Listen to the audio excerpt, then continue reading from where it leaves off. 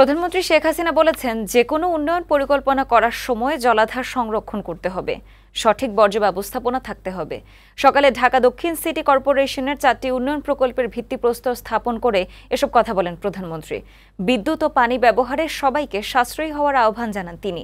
এ সময় শেখ হাসিনা বলেন, আওয়ামী লীগ জনগণের কল্যাণে কাজ করে, আর বিএনপি দেশে শুধু অশান্তি সৃষ্টি করে। কাজী ফরিদের প্রতিবেদন। গেল বছর আগুনে পুড়ে যাওয়া কাপড়ের পাইকারি মার্কেট বঙ্গবাজারের ব্যবসায়ীদের পুনর্বাসনে সেখানে 10 তলা বিপণী বিতান নির্মাণ করছে ঢাকা দক্ষিণ সিটি কর্পোরেশন। শনিবার এর ভিত্তিপ্রস্তর স্থাপন করেছেন প্রধানমন্ত্রী শেখ হাসিনা। একই সাথে পোস্তগোলা ব্রিজ থেকে রায়ের বাজার স্লুইস গেট পর্যন্ত 8 লেনের 5 কিলোমিটার সড়ক, ধানমন্ডি লেকে উন্মুক্ত বিনোদন মঞ্চ এবং ঢাকা শিশু পার্কের আধুনিকীকরণ প্রকল্পের ভিত্তিপ্রস্তর স্থাপন করেন।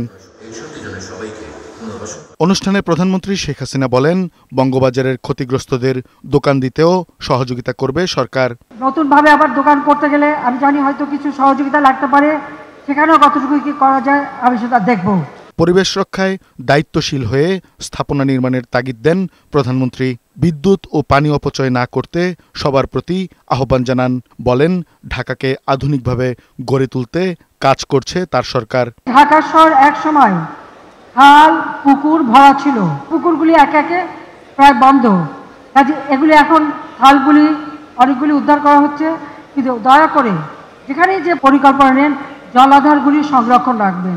জলাধার সংরক্ষণ রাখলে বাতাসটা পরিচ্ছন্ন থাকে। শেখ হাসিনা বলেন, আওয়ামী লীগ জনকল্যাণমুখী দল, আর বিএনপি দেশে অশান্তি তৈরি করে। এই দেশটা তো তারা কোথায় নিয়ে গিয়েছিল? সন্ত্রাস, জঙ্গিবাদ, অস্ত্র চোরা কারবারি।